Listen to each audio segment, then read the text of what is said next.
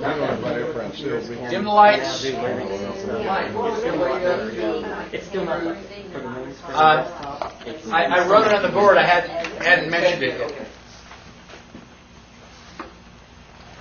Now, we've been talking about the economy. We've been talking about the Federal Reserve. We just finished talking about inflation and why inflation is bad. Because you're putting money into circulation, you basically have no substance behind it. There's nothing to back up the money. Now, if you add money, and inflate the economy, the money that's in circulation becomes worth less. And if you add enough money, the money that's in circulation becomes worthless. So inflation is bad.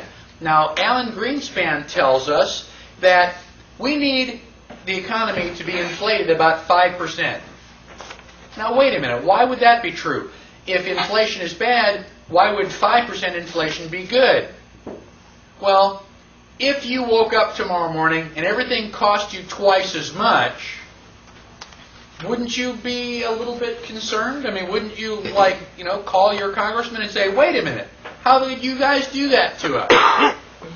Well, if they inflate the economy 5 cents a year, and so bread starts out as $1 a loaf, and then in December now it's $1.05. Are you going to write your congressman and say, wait a minute, bread went up a nickel? No, probably not.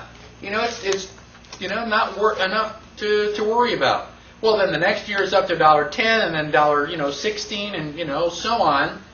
Inflation is bad. The reason that they inflated at 5% is because it's not so bad that we're going to notice or complain. How many people know the story about how to cook a frog? Yeah. All right? Well, basically that's what they're doing. They're doing it in little increments so that we don't get irritated. Well, let's get irritated anyway. Now, inflation is bad. Let's talk about deflation.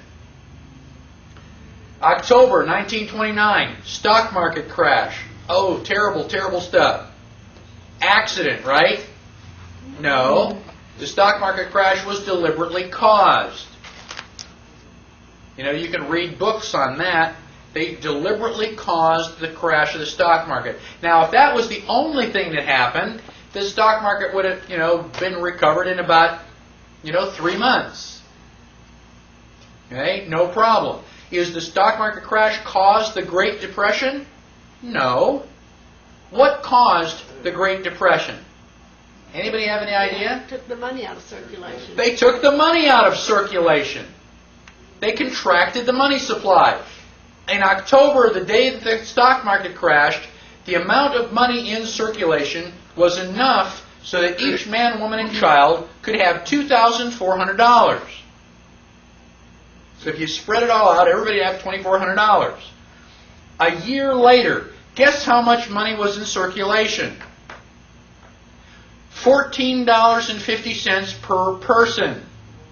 From 2,400 to 14? If you're paddling down the river in a canoe and somebody sucks all the water out of the river, where are you going to go? You're going to be sitting there going, what happened? Now, the Great Depression, was that because you didn't have enough people to work? Were people sitting around going, I'm just not going to work today? No, you had people begging for jobs. Please hire me. Why can't they hire you? Because we got nothing to pay you with. I want to buy that apple. Okay, give me $1. I don't have $1 to give you. Money is just supposed to change hands. There wasn't enough money so we could do our business. And the economy came to a grinding halt. On purpose. So now we say, oh my gosh, a terrible, terrible trouble. We've got this national emergency. Whatever will we do? Oh gosh, I know. Let's elect Franklin Delano Roosevelt, a socialist. And he's going to pass all these New Deal programs. Did the New Deal programs eliminate the Depression? No. How did they cause it? Taking money out. How did they end it? By printing money. Oh, son of a gun, everything is better. Thank you, FDR. How stupid can we be? It's like, watch the little birdie over here, and with the other hand, they're, slicing our throat. So the Federal Reserve Bank is supposed to be, working in our favor? No. Is the Federal Reserve Bank part of the government? No. People say, well, it's got federal in it. It's got to be part of the government. Is Federal Express part of the post office?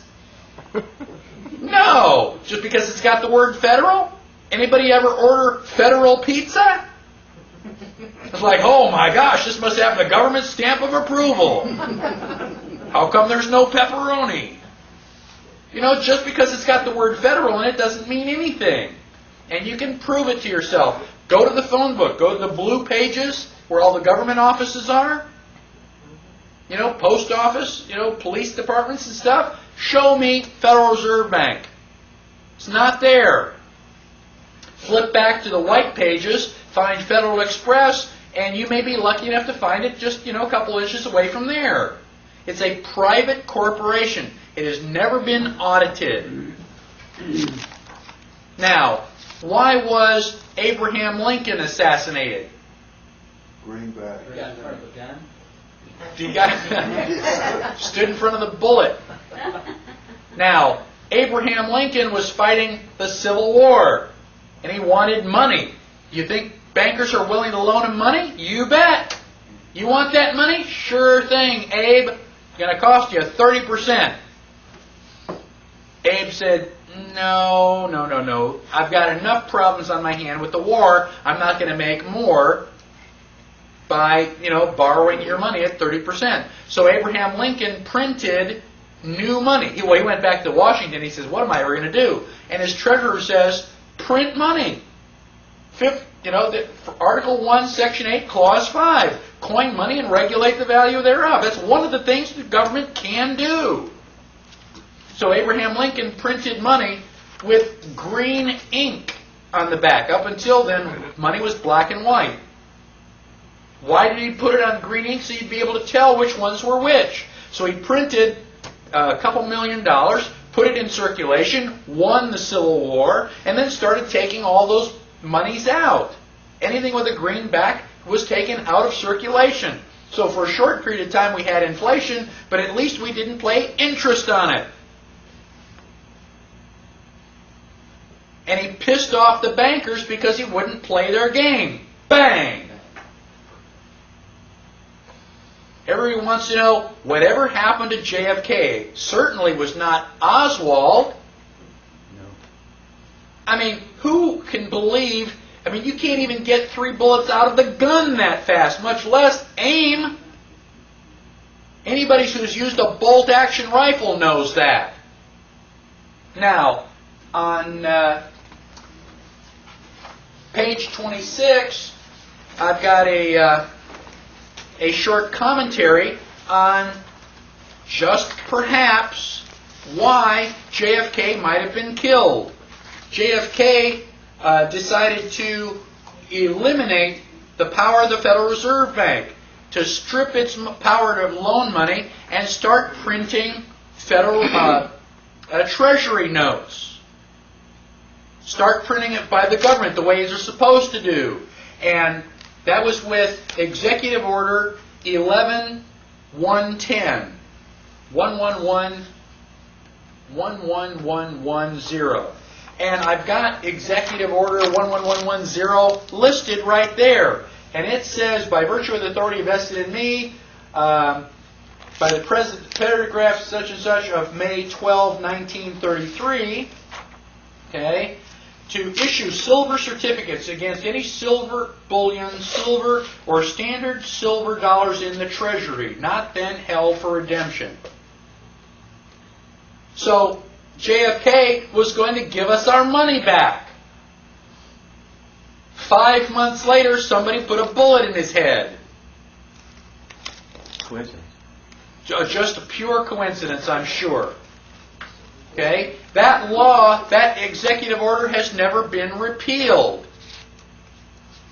We can still do that. We can still have the Treasury print silver certificates. Why don't they? You know, nobody wants to stand in front of that bullet anymore. Do they have the silver tobacco? Yeah, there's quite a bit of silver. Silver is actually better for us right now than gold because there is so much of it. There's too much of it. I mean, we had people that tried to corner the market on it, and they couldn't do it. There's just too much. You know? So, then on page 27, I have a series of quotes that are all dealing with the Federal Reserve. It says 100% of what is collected is absorbed solely by interest on the federal debt. All individual income tax revenues are gone before 1 nickel is spent on services taxpayers expect from the government. This was the Grace Commission that was authorized by Reagan. They did a study. They said, your tax money does not go for hospitals and roads and national defense. Not a single penny. It's a lie. How many people have ever heard of the Grace Commission? Well, they've kind of swept it under the rug. I'm still trying to get a copy of it.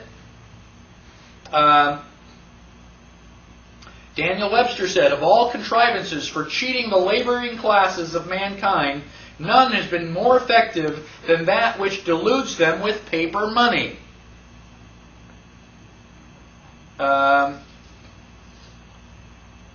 Jefferson said, if the American people ever allow private banks to control the issue of their currency, first by inflation and then deflation, the banks and corporations that will grow up around them will deprive the people of all property until their children will wake up homeless on the continents their father conquered.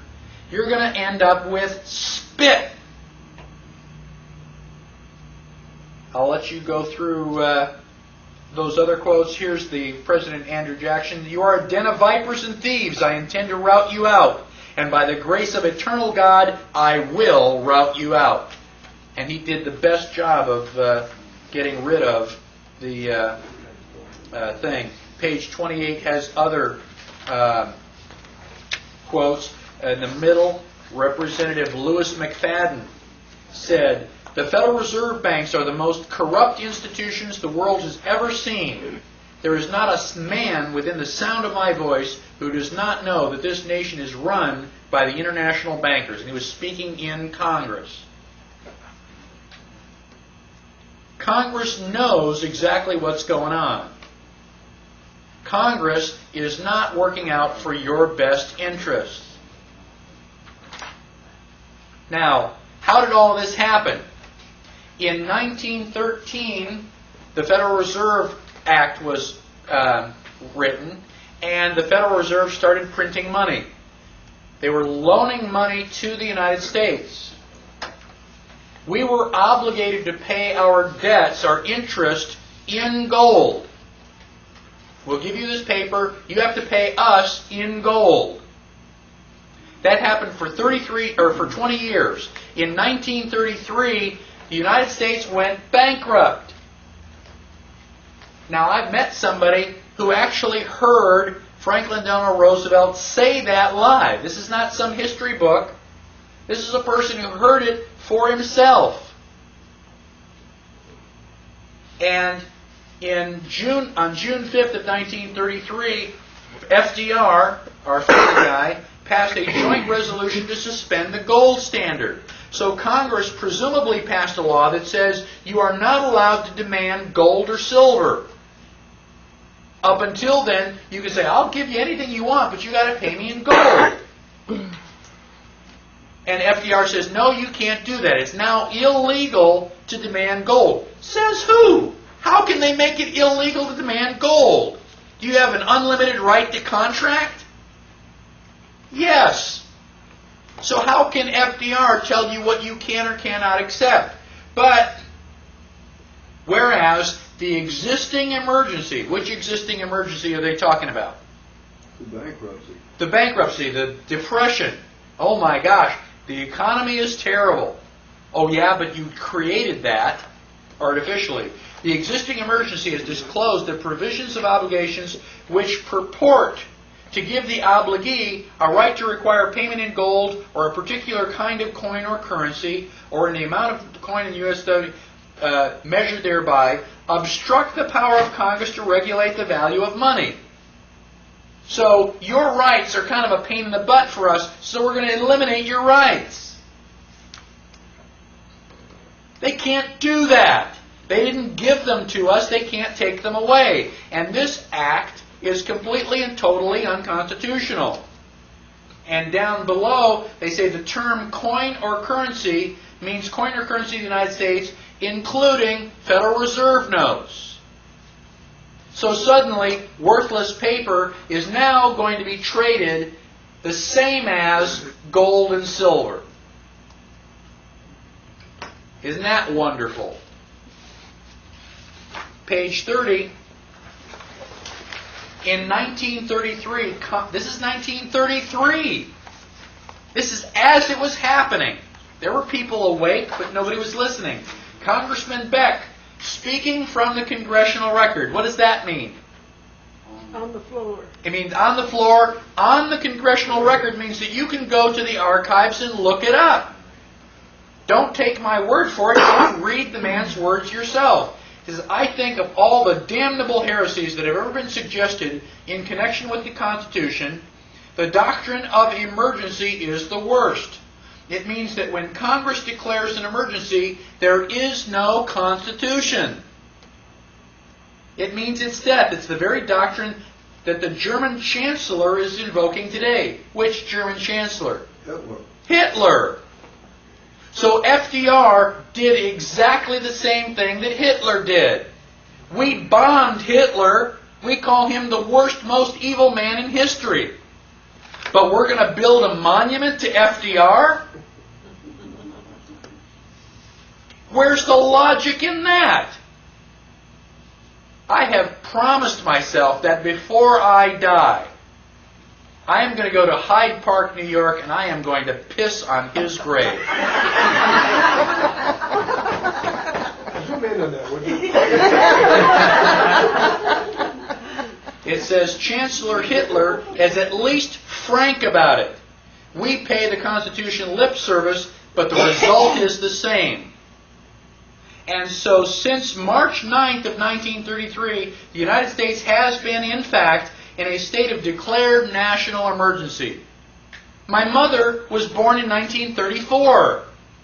She has lived her entire life under a state of national emergency. Well, if we're in a state of national emergency, how can we go out to these 4th of July picnics and throw the frisbee and have hot dogs? It's an emergency. Shouldn't we be running around going, the sky is falling, the sky is falling? How could it be a national emergency? An emergency means temporary. You know, it's on fire, you put the fire out, the emergency's over with. How can an emergency last for 70 years? Just by definition, it's no longer an emergency.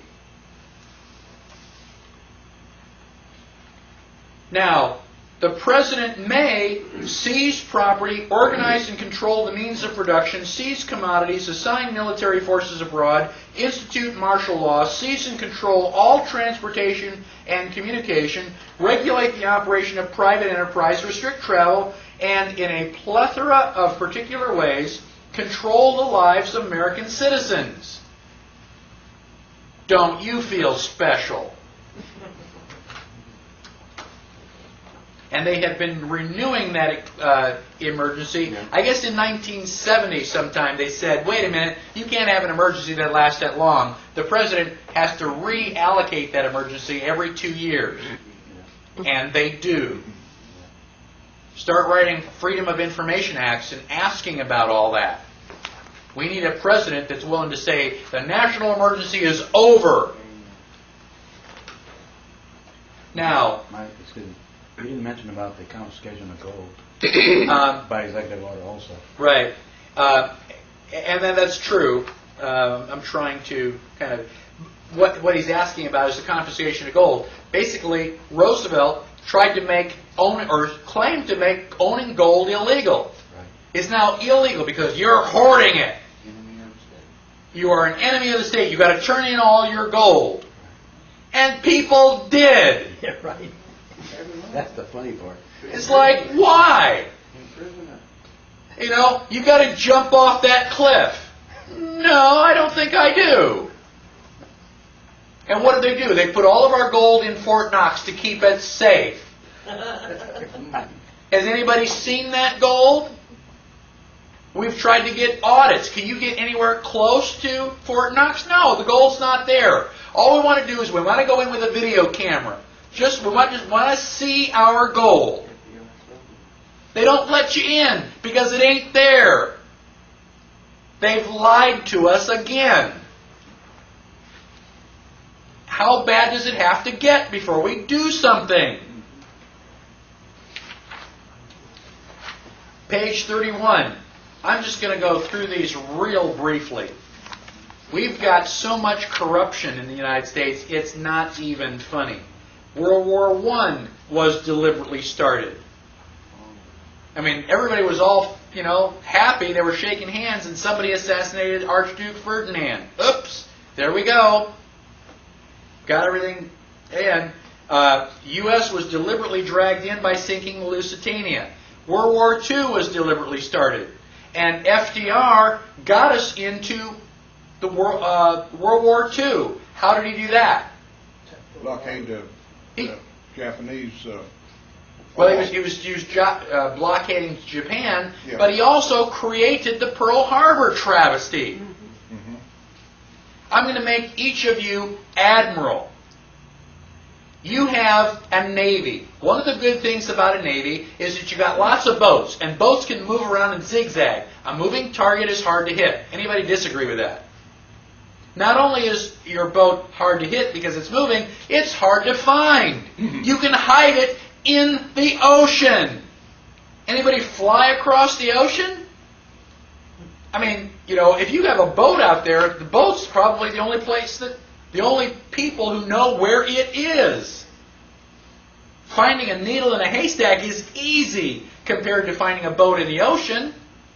So now, as the admiral, your first act is to decide whether this is a good idea or not. We're going to take all of our boats and we're going to put them in this little tiny harbor called Pearl Harbor, and we're going to line them up in a straight line. How many admirals in the room want to do that?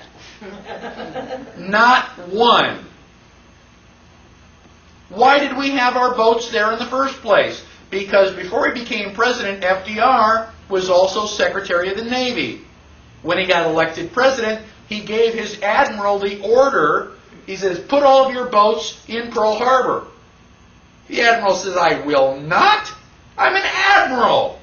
I mean, what kind of admiral am I going to be if I put all my boats in the Pearl Harbor? No. FDR fired him. Put somebody else in. Said, put all your boats in the harbor. And he said, well, gosh, look what happened to my predecessor. I don't want to lose all these shiny medals. FDR deliberately caused Pearl Harbor to get us involved in World War II. That is treason. If he were alive today, I would assassinate that SOB myself. Anybody want to know my real feelings on the issue? It's all right, we got it on tape. Now, the question now becomes, if things are so bad, is there any good news? Is there any light at the end of the tunnel? And the answer is yes. Don't give up. We are just about to turn this thing around. If you don't do anything, we're definitely going down the tubes. So if we are going to turn it around, we've got to get up off of our fannies and do something. Now, one of the things that we've got to do is we've got to regain our law.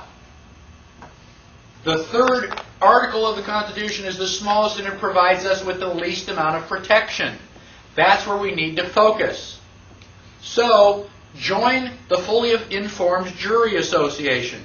one of the things that juries can do is they can overturn the law. It's called jury nullification. Now, judges will lie to you. They say, you get to decide the facts, I will decide the law. Baloney. Not the way it really happens. So if I get arrested for having black hair, according to their rules, you get to say, well, does Mike have black hair? Well, yeah, looks like it. Guilty! You go, well, yeah, but wait a minute. The way things really work is you go, yes, he does have black hair, and we really don't care if the law says it. It's a stupid law. We're going to override that. We refuse to find him guilty. That's what happened. That's where juries came from. When they were trying to accuse William Penn of heresy because he wasn't teaching the proper religion, the jurors were put in jail. They were starved and beaten, and they refused to find him guilty. The judge finally had to let him go. So that's one of the places that I would focus. Now, instant runoff voting. One of the things that we can do, as we're working for, is to get this, check mark. When I say, I want you to vote for the Libertarian, people say, well, I don't want to waste my vote. If I vote for the Libertarian, the bad guy is going to win, and I'm going to feel really terrible. Because I didn't vote to prevent the bad guy from winning. Now, I don't care which guy you think is the bad guy. You're not wasting your vote. If I give you a choice, a 45% chance at lethal injection, a 50% chance of the electric chair, and 5% for escape,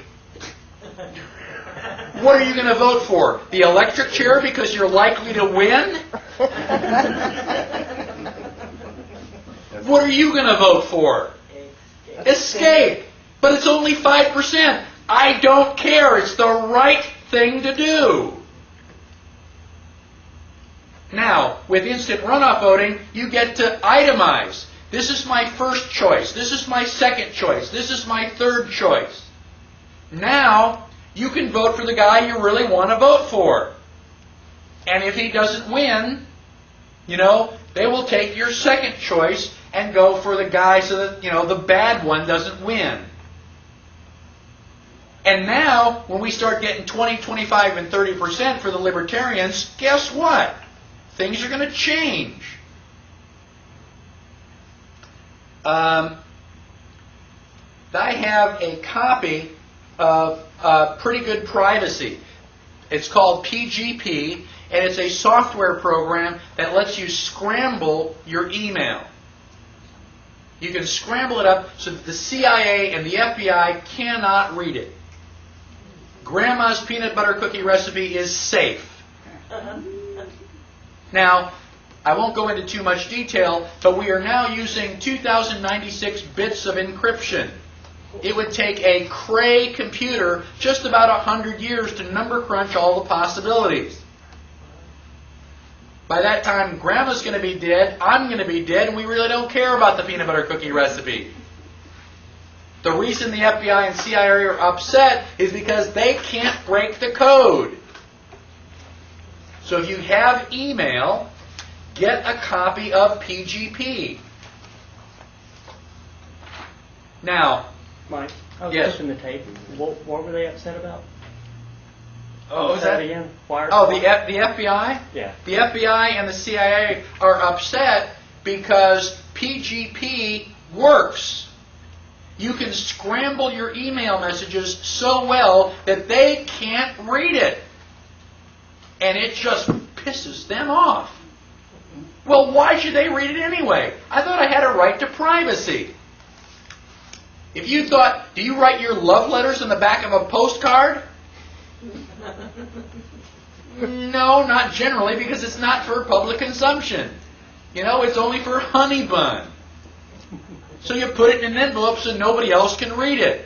Well, if you're sending email, every computer that email stops on can make a copy of it. Anything that you print in an email which is not encrypted, you better be ready for that to show up on the front page of the New York Times. So buy a copy of PGP. You can get a copy for free off the internet. They can give you test copies. It works really well, and I highly recommend it. What's the website on that? PGP.com. And the other person has to have it to decode it? I can go into more detail about how it works. I mean, I'm a computer guy. How it works is irrelevant. The fact that it does work is what you really need to be concerned with. Now, there is a Project Toto to expose and end the illegal operation of the income tax system. In a couple of weeks, we are going to go to Washington, and we are going to be dragging the IRS over hot coals, asking them difficult questions. Now, the government never gives us anything that they still want. If they have agreed to go to Washington and answer our questions, I am convinced the IRS is out. They don't care anymore. They don't want the IRS, and they're going to say, okay, you guys win. Except that they've got something better in the background, which I think is national sales tax. So we've got to be careful that we don't let them slip in something worse than the IRS. Norfed. We've already talked about Norfed. We can take back our currency. The economy is what's all screwed up. Silver doesn't inflate. This is real value. They can't stop you from using that. All you have to do to take back some of your liberty is use liberty currency instead. Where can you use it? All of your friends. If you and I exchange something, let's use liberty currency instead. Digital money is going to be the solution to all this. The reason that the Federal Reserve has all the power is because we are forced to use their money. Very, very soon, we won't have to. How many people here would have a Swiss bank account if they could? Okay? Why would you want a Swiss bank account? For privacy? The fact that you are the only person in the world who knows how much money you've got in the bank? Well, that's not true with a Swiss bank account. There are two people, you and the Swiss banker. You now have an opportunity to do something better than a Swiss bank account. And it is called 3pgold.com.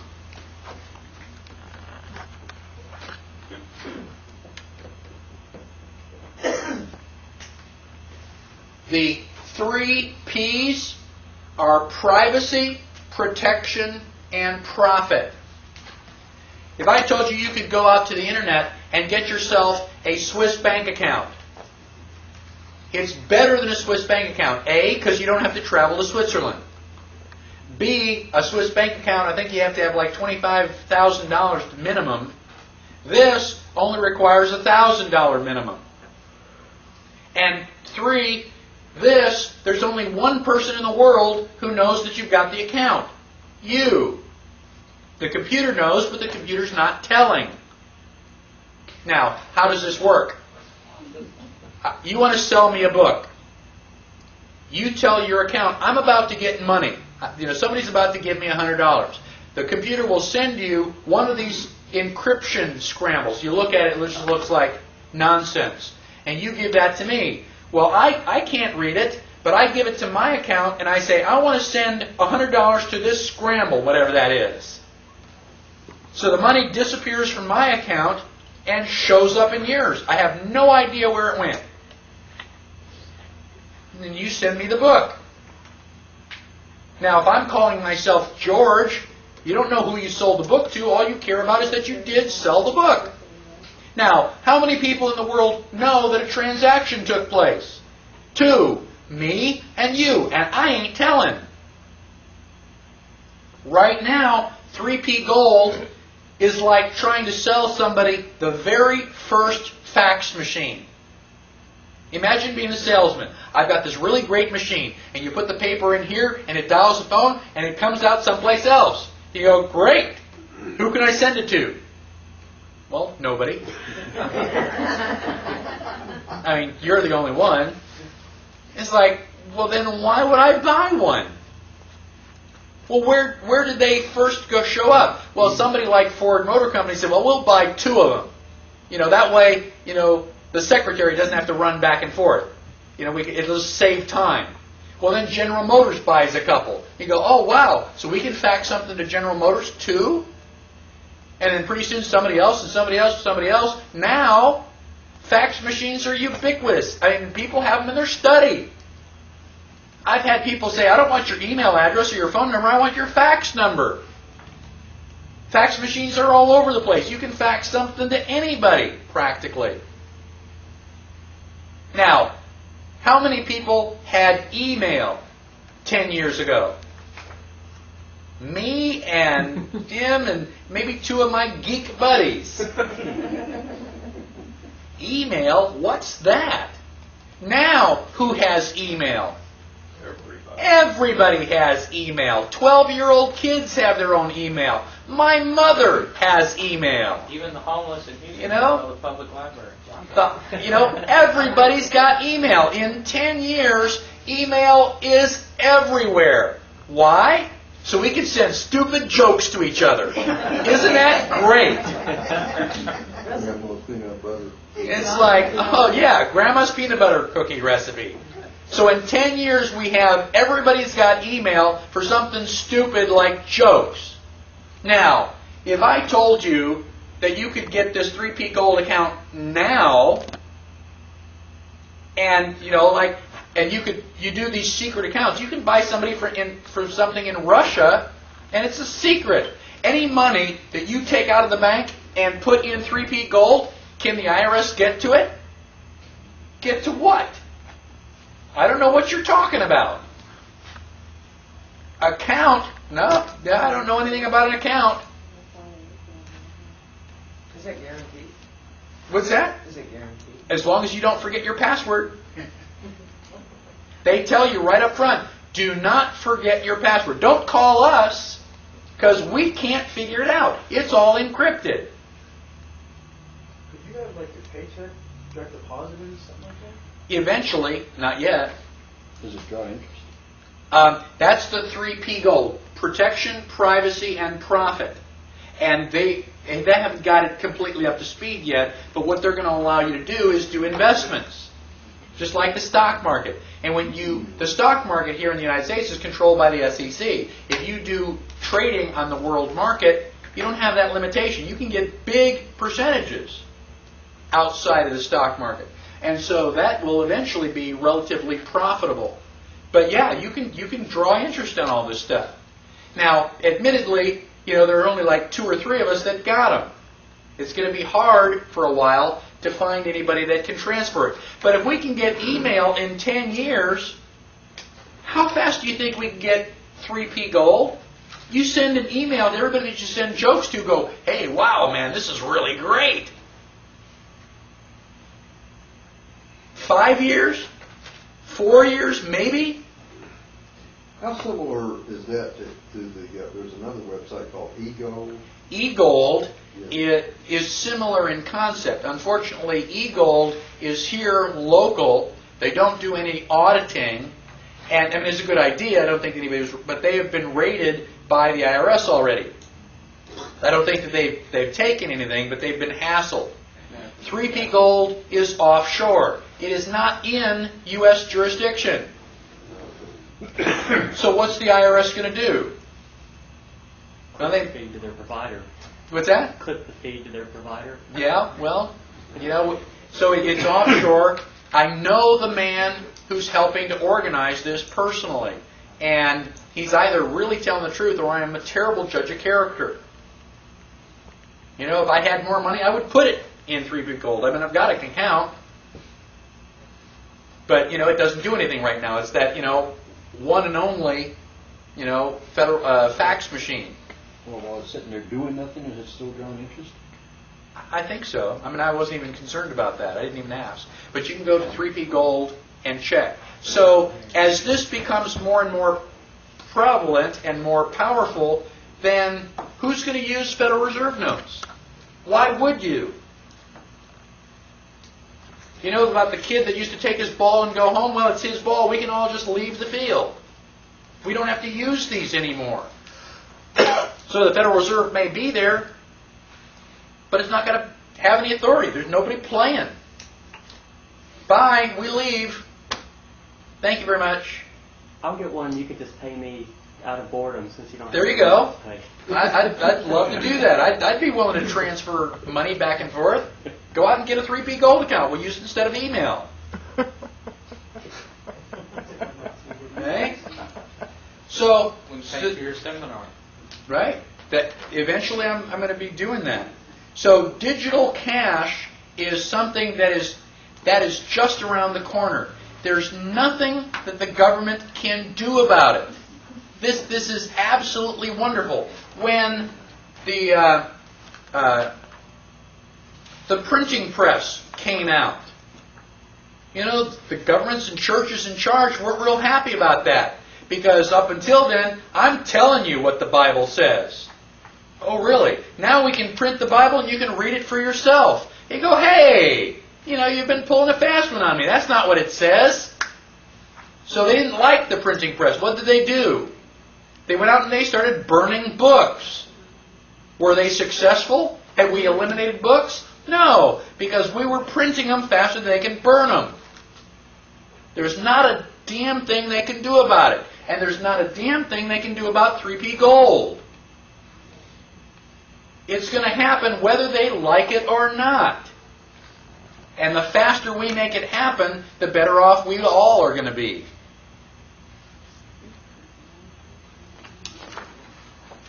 The Libertarian Party, page 34. Now, I really don't care who you vote for, as long as you do not vote Democratic or Republican. Don't keep making the same mistake. Now, if you want my advice, I advise you to vote for the Libertarian Party. They have been around for 30 years. This December, we're having our 30th anniversary. They fight for the right to life, the right to liberty, the right to property. They are the only ones who understand rights. Your money, you spend it. You know, you're an adult, you decide what you want to do. As long as you don't hurt somebody else, you know, you can do anything you want. Gosh, where have I heard that before? The Libertarian Party is the only one that understands the Constitution. You say, well, yeah, but you can't get elected. No, not if you don't vote for me. You know, if you were the deciding vote, I'm going to guarantee that I can get everybody else to vote Libertarian, but I need your vote. Are you willing to vote Libertarian? I have. And, you know, even if that's not true, are you going to wait until everybody else figures it out and then you're going to be the last one to vote for liberty? Boy, that's a patriot. Why don't you do something brave and daring, like be the first one? And then convince all your friends. Page 35. There are three groups of people. People who don't know that there is a problem. Okay? Then there are, of the people who know that there's a problem, people think that, yes, we can solve it, and we can work within the system. If that's true, vote Libertarian. If you fall in the third group, and you think that the system is so out of hand that it just cannot be fixed, then start from scratch. This is Texas Constitution 2000. It's only the first couple pages of it, but Article 1 is a Declaration of Rights. Right? It says all political power is inherent in the people, and all governments exist by the will of the people. The people of Texas retain the right of altering, reforming, or abolishing their government in any manner they believe proper at any time. Go to page 36. I'll read two of my favorite clauses. Section 5, every individual has the inherent right of defending the life, liberty, or property of any other individual using whatever force is necessary through whatever means available, including the use of deadly force. Doesn't that sound a whole lot better than the Second Amendment? And just in case there's a Rosie O'Donnell out there who doesn't understand, let me clarify with Section 6. Every individual has the inherent right of owning, using, and carrying arms of any description. Any questions? Article 2 is limits of the government. Government has no inherent rights or powers, neither implicit or explicit. That pretty much sums it up.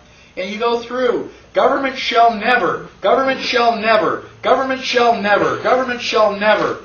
They can't own property, they can't control the free flow of ideas, government can't do anything unless it's explicitly listed. Now this is a constitution with teeth. Now the Constitution has been written. It has not been ratified. How did we get this Constitution ratified? Well, we had 9 out of 13 states ratify it. Well, this is a Texas state constitution. We've got 254 counties. If we get 176 counties to ratify it, it becomes the law. And Texas becomes a nation. What happens to the existing statutes? They're non-existent. Okay. There is a transition stuff. I mean, we don't expect it to happen overnight, but there is a whole program of how we're going to go from the mess that we're in now to the new government.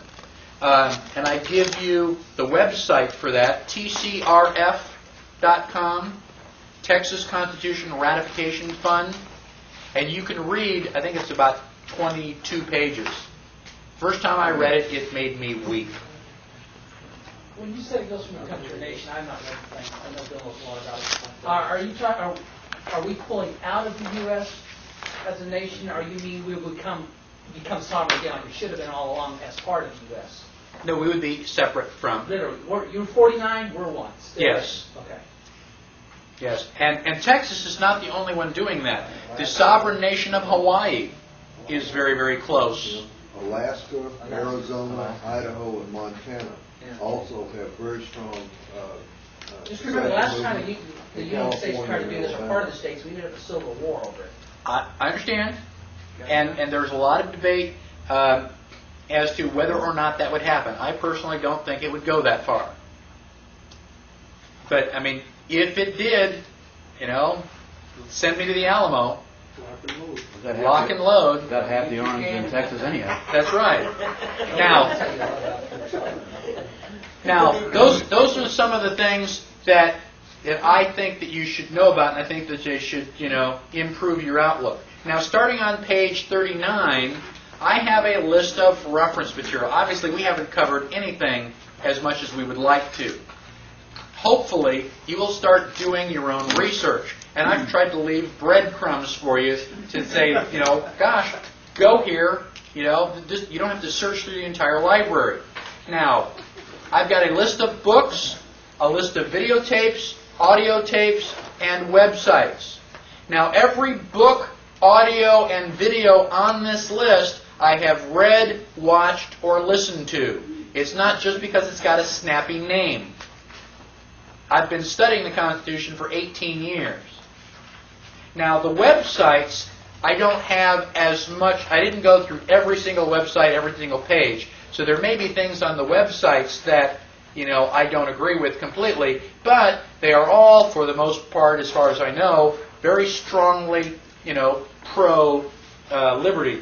And I've tried to arrange the websites in the same order that we've covered topics in the class. Now, you can go to my website. Instead of typing all these things in by hand, you can go to my website, go to the Introduction to the Constitution, which is what this class is, and I have a list of references. So you go to a page, and that same page is right there. You just point and click with the mouse. That'll save you a lot of time and effort. This website? No. Now my website is listed on the Page first, 47? yeah, 44. page 47. Okay, and it shows where my references are, and so all of these are listed there, and you can then point and click. Now I'd like to go through some of these books and tell you which ones are some of my favorites.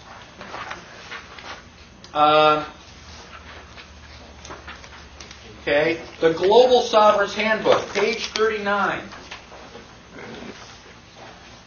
This book is $105, but it is worth it. Instead of going to the library and checking out, 15 or 30 books and getting a little bit here and a little bit there, this has basically got everything between two covers. You can't sit down and read it from cover to cover because your brain will explode. You got to read a chapter and then just going to sit there in a daze and absorb the information for a while. Okay? This is a very, very good book, and I haven't found anything in here It says here which... it's $25. What's that? It says here it's $25. Not the Global Sovereign's Handbook. Oh, okay, I'm looking at the wrong one. I'm sorry. Yeah. Page 39. Right? Okay, but I basically tell you where to get it, and you can look through this Right here, yeah, here it is. at the Okay. end. The Sovereign Individual, top of page 40, that is also really good for getting your spirits up to show you all the things that are happening that the government has no control over. And instead of thinking, oh my gosh, we're going to have another civil war, you're going, wow, there's actually light at the end of the tunnel. I can see how all this stuff is going to turn around, and 10, 20 years from now, things are all going to be better. Okay? It's going to take a little bit of work, but we can do it. Now, The Creature from Jekyll Island is an excellent book. Okay? And it tells you how they've stolen our money from us, our economy. If you don't want to do it that way, go back to page 43 to videotapes. The fourth one down on page 43, The Money Masters. That for $20, you can get this video. It's 3.5 hours. Now, I know that you've sat through movies that are that long. This will tell you detailed steps, all the stuff on how they stole our money. And you'll sit there and go, oh, man. Isn't it good? Yeah. It is an excellent... I've watched it about 3 times. I say, sit down. You got to see this. And we'll spend all evening learning about the money system. Now, for most people, I don't mention it. I just kind of like to let them, because by now they are already totally blown away. But this is a little bit more advanced group. Therefore, I highly recommend, on the bottom of page 40, Hologram of Liberty. It's written by Kenneth Royce, who uses that pen name of Boston Tea Party. And he's actually in Austin, Texas, I believe. I've been looking for him.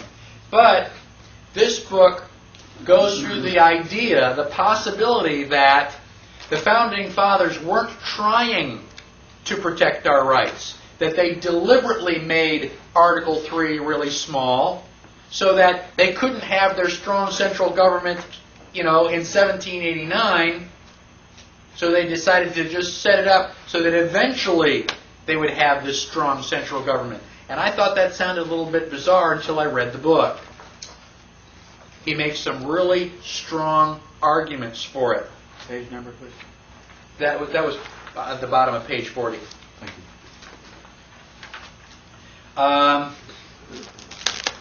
you. Okay. Lost Rights on the top of page 41 is excellent, by James Bovard. And he's already come out with another one, Feeling Your Pain. Those are both good. Read the Communist Manifesto.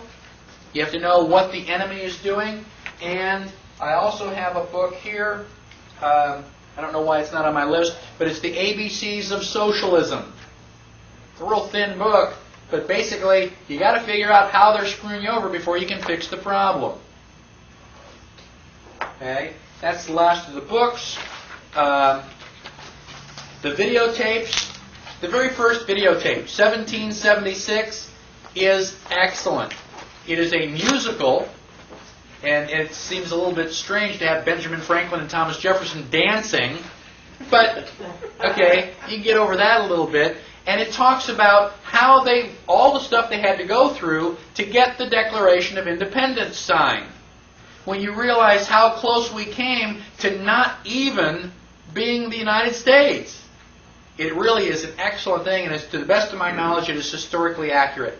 I didn't see anything in there that I knew for a fact was false. Well, except for the singing and dancing. The singing and dancing, yes.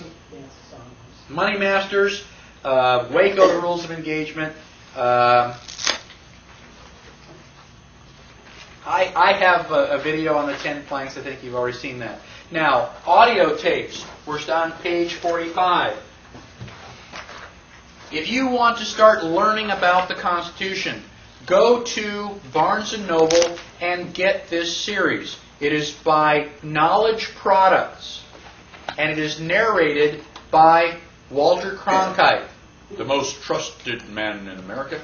And basically, it is really excellent. Walter Cronkite talks about what was happening. George Washington is coming into town. They're getting ready to write the Constitution, and then they have actors and actresses doing the voices of Thomas Jefferson, George Washington, and it's really, really good. I get goosebumps. It makes you feel like you're really there. And I have listened to this series wall to wall, the entire set, 4 times at least. When you're driving in the car, it's a really excellent thing to just pop in and listen to that.